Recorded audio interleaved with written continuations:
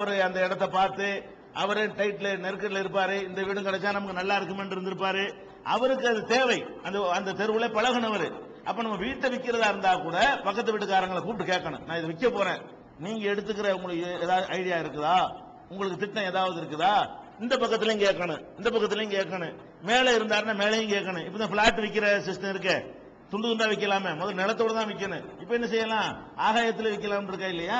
அதனால மேல உள்ள போர்ஷன் விற்கிறதா இருந்தா கீழே உள்ளவட்ட என்ன செய்யணும், நான் மேல காலி பண்ணிட்டு போக போறேன், உங்களுக்கு தேவைப்படுமா, தேவையில்லை, அப்பதான் அடுத்த ஆள்கிட்ட போகணுமா. எந்த அளவுக்கு என்று சொன்னால் ஒரு சம்பவமே இருக்கிற. என்ன சம்பவம்னு கேட்டா, அம்ர் இப்னு ஷரீதுங்கிறவங்க சொல்றாங்க, நான் சாத் இப்னு அபி வக்காஸ் அவர்களோடு இருந்தேன். அப்ப மிஸ்வர் இப்னு மஹரமாங்கிறவர் அவருடைய என் தோல்ல கையை வச்சாரு. அப்படி இருக்கும் பொழுது நாங்க 3 பேர் இருக்கிறோம். நான் ஒன்னு, சாத் இப்னு அபி வக்காஸ் ஒன்னு, மிஸ்வர் இப்னு மஹரமான்னு நாங்க 3 பேர் இருக்கும் பொழுது அபூ ராஃபி என்று ஒருத்தர் வர்றாரு. அபூ ராஃபி யாருன்னு கேட்டா, நபிகள் நாயகம் ஸல்லல்லாஹு அலைஹி வஸல்லம் அவர்கள்ட்ட அடிமையாக இருந்து அவங்களால் விடுதலை செய்யப்பட்டவர். அவர் ஒரு சஹாபி. அப்ப அபூ ராஃபிங்கிறவர் அவர் சொல்றாரு, சாதுட்ட சொல்றாரு, சாத் இப்னு அபி வக்காஸ்ட்ட, சாத் இப்னு அபி வக்காஸ் சொர்க்கத்திற்கு நன்மாராயம் செய்யப்பட்ட 10 பேர்ல ஒரு ஆளு. அல்லாஹ் இவருக்கு நிறைய பரக்கத்தை கொடுத்துட்டான். அப்துல் ரஹ்மான் இப்னு அவுஃப் மாதிரி நிறைய பணம் காசுகள் எல்லாம் நினைஞ்சான். நிறைய அவரே ஒரு காலத்துல நினைச்சு சொல்லுவாரு, அந்த காலத்துல பெருச்சம்பளுக்கு தாளம் போட்டோம், இன்னைக்கு அல்லாஹ் அப்படி தந்துட்டான் அப்படி தந்துட்டான் அவரே சொல்லுவார். அந்த அளவுக்கு ஒரு வசதியான ஆளா இருந்தார். அவர்கிட்ட அபூ ராஃபி சொல்றாங்க, சாத் அவர்களே, உங்க வீட்டுக்குள்ள எனக்கு 2 ரூம் சொந்தமா இருக்கிறது. அவருடைய வீடு பெரிய வீடு, அதுல 2 உள்பகுதி இவருக்கு சொந்தமா இருக்கிறது, அதுல 2 அறை எனக்கு சொந்தமா இருக்குது இல்லையா, அதை நான் விற்க போறேன், நீங்க விலைக்கு வாங்கிக்கிறங்க அப்படின்னு சொல்றாரு. இபுத்த மின்னி பைத்தைய ஃபீ தாரிக்க, உங்க வீட்டுல உள்ள என்னுடைய 2 ரூமையும் என்ன செய்யறேன், நான் விற்கிறேன், நீங்க விலைக்கு வாங்கிக்கிறங்க அப்படின்னு அவர் சொல்றாரு. சாது சொல்றாரு, எனக்கு தேவையில்லை, நான் வாங்க மாட்டேன், எனக்கு அவசியம் இல்லைங்கிறாரு. அப்ப மிஸ்வர் இருக்கார்ல, அவர் ரெக்கமெண்ட் பண்றாரு, இல்ல நீங்க வாங்கிக்கிறங்க, பாவம் கஷ்டப்படுறாரு, விற்கன்னு வந்துட்டார்ல, நீங்க வாங்கிக்கிறங்கன்னு அவர் சொல்றாரு. அப்ப சாது என்ன சொல்றாருன்னு கேட்டா, வாங்குறதா இருந்தா 4000 திர்ஹத்துக்கு தான் வாங்குவேன், 4000 திர்ஹம் கொடுத்தா நான் வாங்குவேங்கிறார். 4000 திர்ஹம்னா வெள்ளி நாணயம். இவரை ரேட்டு நிர்ணயிக்கிறாரு. அப்ப அபூ ராஃபி சொல்றாரு, இதுக்கு எனக்கு 500 தீனார், அது 5000 திர்ஹத்துக்கு ஆள் இருக்குது, 5000 திர்ஹத்துக்கு ஆள் கேட்கிறாங்க, நீ 1000 திர்ஹத்தை குறைச்சி 4000 கேட்கிற, ஆனாலும் நான் உனக்கு தான் தருவேன். ஏன், ரசூல் ஸல்லல்லாஹு அலைஹி வஸல்லம் சொல்ல நான் கேட்டிருக்கிறேன், அண்டை வீட்டுக்காரர் தான் ஒரு பொருளை வாங்குவதற்கு அதிக உரிமை படைத்தவர் என்று ரசூல் ஸல்லல்லாஹு அலைஹி வஸல்லம் சொல்லல என்று சொன்னா, நீங்க கேட்கிற அநியாய விலைக்கு நான் தரமாட்டேன். வெளியில கொடுத்தா எனக்கு 1000 ரூபாய் கூட, உன்கிட்ட கொடுத்தா 1000 ரூபாய் கம்மி, ஆனால் பக்கத்து வீட்டுக்கு, ஆனா இப்படி செய்யணும் அவசியம் கிடையாது. அதுக்காக பக்கத்து வீட்டுக்காரன் 10,000 ரூபாய் சாமான 200 ரூபாய்க்கு அப்ப கொடுக்க முடியுமா, அவன் நேர்மையை கேட்கணும். இவர் கொஞ்சம் கூட பயப்படுறாரு, இவர் இப்படி இவ்வளவு கொடுக்கணும், அது மார்க்கெட் ரேட்டுக்கு தந்தா தான் விற்கணும், பக்கத்து வீட்டுக்காரன் விற்கணுங்கிறத வச்சுக்கிட்டு நம்ம என்ன செய்யக்கூடாது, நம்ம நஷ்டப்படுற மாதிரியோ அது வித்துட்டு போய் வேற இடம் வாங்கணுமா இல்லையா, அதுக்கு உள்ள ரேட்டுக்கு தந்தா தான் அது நியாயம். ரேட்டு அநியாயத்தை கேட்டா பக்கத்துக்காரனுக்கு கொடுக்கணும் அவசியம் கிடையாது. ஆனால் அவர் நடந்திருக்கிறார், அவர் சொன்ன ஹதீஸ் தான் இப்ப மேட்ரு. அவர் என்ன சொல்லி காட்டுறாரு, பக்கத்து வீட்டுக்காரர் தான் வாங்குவதற்கு அதிக தகுதி உடையவர் என்று ரசூலுல்லாஹ் சொல்லி இருக்காட்டி 1000 ரூபாய் குறைச்சு உனக்கு தர வேண்டிய எனக்கு தேவையெல்லாம் கிடையாது, நீனே வச்சுக்க, 4000 கொடு என்று அவர் வித்துட்டாருங்கிற செய்தி புகாரியில 2258வது ஹதீஸ்ல இருக்கிறத பாக்குறோம். அப்ப பக்கத்து வீட்டுக்காரர்களுக்கு என்ன, ஒரு மனிதர்களோடு பழகும் பொழுது இதையெல்லாம் இஸ்லாம் கவனிக்கிறது.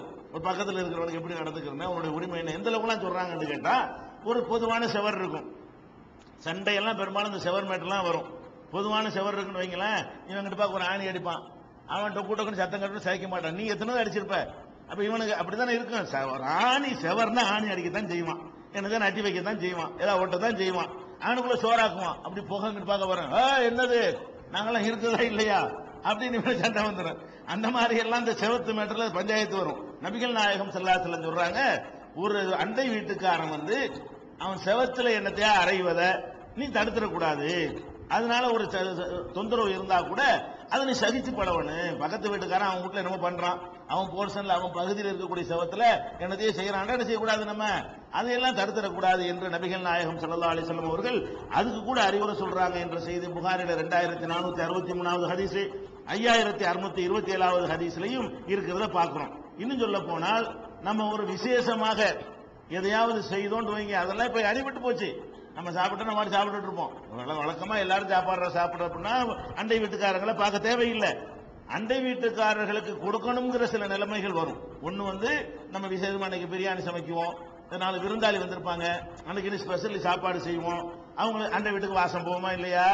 அப்ப நம்ம என்ன செய்யணும்னு கேட்டா கொடுக்கணும். கொடுக்க கெப்பாசிட்டி இல்லைன்னு சொன்னா அதுக்கு ரசூல் ஸல்லல்லாஹு அலைஹி வஸல்லம் சொல்றாங்க, தண்ணியை கொஞ்சம் கலந்தாச்சு கொடு, இங்க டேஸ்ட் குறைஞ்சாலும் பரவாயில்லை, நீ கொஞ்சம் தண்ணியை கொஞ்சம் அதிகமா விட்டாதுன்னு செய்ய. கஞ்சி காய்ச்சறியா, 1 லிட்டருக்கு 2 லிட்டர் தண்ணி ஊத்துறியா, 3 லிட்டர் தண்ணியை ஊத்தி அந்த 1 லிட்டர் தண்ணியை கஞ்சி நோம்பு கொஞ்சம் கொண்டு கொடு. அப்ப அந்த மாதிரி அவங்க இல்லாத ஒன்றை நம்ம செய்தால் நம்ம என்ன செய்யணுமா, தண்ணியை கொஞ்சம் அதிகப்படுத்தியாவது கொடு.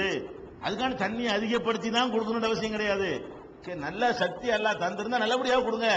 இல்லைன்னு சொல்லி கொடுக்காம இருக்க நினைச்சீங்கன்னா கொஞ்சம் பரவாயில்ல, சாம்பார் இருக்கா தண்ணி கொஞ்சம் கூட ஊத்து, கரிசாலனா கொஞ்சம் தண்ணி கொஞ்சம் கூட ஊத்து, வேணாலும் என்ன இருக்கு, அந்த மாதிரி செஞ்சுக்கிறங்க.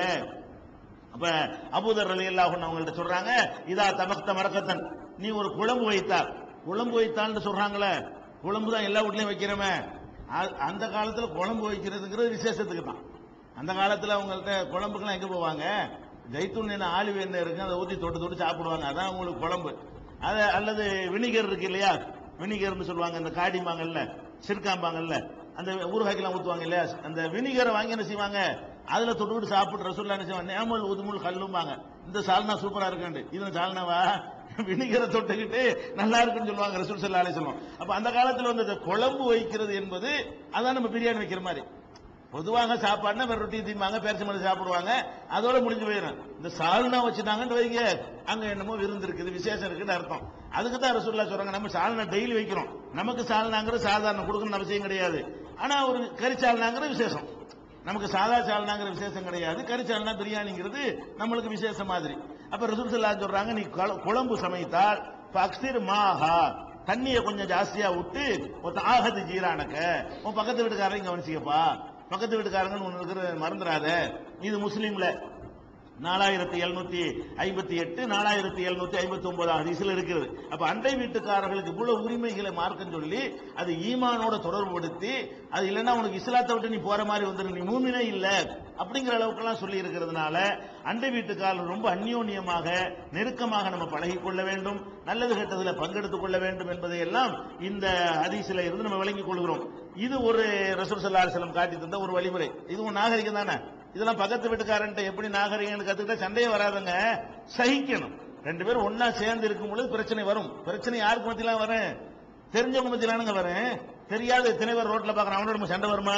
சண்டை யாரோட வரும்னா, யார் நமக்கு நெருக்கமா இருக்காங்களோ, யார் தொடர்பா இருக்காங்களோ, யாருக்கு முன்ன பின்ன அறிமுகம் இருக்கிறதோ அவங்களோட மட்டும்தான் மனசுக்கு சண்டை வரும். சண்டையே இல்லாட்டி நாட்டுக்கு நாடு சண்டை வந்தா கூட என்ன வரும், இந்தியாவுக்கும் பாகிஸ்தானுக்கு சண்டை வருமே தவிர இந்தியாவுக்கு ஆஸ்திரேலியாவுக்கும் சண்டை வருமா? அவன் அண்டை நாட்டில் இருக்கிறான், அதனால சண்டை வருது. ஆஸ்திரேலியாக்கார அண்டை நாட்டில் இல்ல, அவனோட நமக்கு எந்த சண்டையும் வராது, எந்த பஞ்சாயத்து வராது. நாட்டுக்கு நாடு சண்டை வந்தாலும் சரி, மனுஷனுக்கு மனுஷன் சண்டை வந்தாலும் சரி, வீட்டுக்கு வீடு சண்டை வந்தாலும் சரி, அடுத்து இருந்தா தான் வரும். எங்க வீட்டுல உள்ள வீட்டுக்காரனுக்கு மெட்ராஸ்ல உள்ள வீட்டுக்காரனுக்கு சண்டை வருமா? அவன் யாரு இவன் யாரு? சண்டை வர்றதுக்கு வாய்ப்பு கிடையாது. அப்ப பக்கத்துல இருக்கக்கூடிய நேரத்தில் சகிச்சு பழகணும். 2 பேரும் பக்கத்தில் இருக்கிறீங்க, என்ன செய்யணும், அவன் சில செய்வான், நமக்கு தொந்தரவா இருக்கு, நம்ம சில செய்வோம், அவங்களுக்கு தொந்தரவா இருக்கு, ஒரு 2 பேரும் சகித்துட்டு போயிடணும். அப்ப வந்து கோல், இதனால நிறைய சண்டைகள் வந்துச்சுன்னா கோல் சொல்றது, புறஞ்சொல்றது, அவங்கள திட்டுவது, அசிங்கமா பேசுவது, ஆபாசமா பேசுவது, இவன் புருஷனோட அவளை இழுத்து பேசுறது, அவன் புருஷனோட இவளை இழுத்து பேசுறது எல்லாம் வந்துருது அதுல. அப்ப இதெல்லாம் ஒரு பல தீமைகளுக்கு வழிவகுக்கிறதுனால பக்கத்து வீட்டுக்காரங்கள்ட்ட ஒழுங்கா நடந்துக்க என்பதை நபிகள் நாயகம் ஸல்லல்லாஹு அலைஹி வஸல்லம் அவர்கள் உலகம் சொல்லாத ஒரு கோணத்துல சொல்றாங்க. பாத்தீங்களா, அதாவது சொத்தை விற்கும் போது கூட அவன்கிட்ட முதல் கேட்டுக்க. அவன் என்ன சொன்ன, பங்காளியா, அவன்கிட்ட கேட்கணும் அவசியம் இருக்குது. பங்காளிட்ட கேட்கணும் ஒரு அதிசயம் தனியா இருக்கிறது. பங்காளிட்ட கேட்க சொல்ற மாதிரி யார்கிட்ட கேட்க சொல்றாங்க, இந்த மாதிரி வந்து பக்கத்து இருக்காரன் சொல்ற அளவுக்கு ஒரு முக்கியத்துவம் இருக்குது. இது ஒரு தனித்து விளக்குறது. அதே மாதிரி நம்ம ஒரு சபையில உட்கார்ந்து இருக்கிறோம், சபையில உட்கார்ந்து இருக்கும் போது நிறைய ஒழுக்கங்கள் யாரும் சொல்லுவாங்க. சபையில் அமைதியா இருக்கணும், கூச்சல் போடக்கூடாது, குழப்பம் பண்ணக்கூடாது, சொல்றது ஒழுங்கா கேட்கணும், ஒரு கட்டுப்பாடோடு இருக்கணும். இதெல்லாம் உலகம் எல்லாரும் சொல்லக்கூடியதுதான். ஆனால் உலகமே சொல்லாத ஒரு சில விஷயங்களை நபிகள் நாயகம் ஸல்லல்லாஹு அலைஹி வஸல்லம் அவர்கள் நமக்கு சொல்லி காட்டுறாங்க. என்னது, ஒரு சபையில நீங்க பாத்தீங்கன்னு சொன்னா இந்த உலகத்தை எவனுமே பேண மாட்டேங்கிறான். ஆள் பார்த்து என்ன செய்யணும், முக்கியமான ஆள் வந்துட்டானுங்களா, அல்ல என்ன முன்னாடி தள்ளி விட்டு உட்கார்றது. ஒரு ஆள் முன்னாடி வந்து உட்கார்ந்துருப்பான், அவன் முன்னாடி வந்து முன்னாடி உட்கார தகுதி படைச்சவன் தானே. பின்னாடி வர்றவர் என்ன செய்வார், முக்கியமான தலைவரா இருப்பாரு, அது ஜமாத்துக்கு முத்தவல்லியா இருப்பாரு, அல்ல அசர்த்தா இருப்பாரு, அவர் வருவாரா, இவன் உட்கார்ந்து இருப்பான, என்ன இங்கிட்டு அங்க உட்கார்ந்துருக்காரு.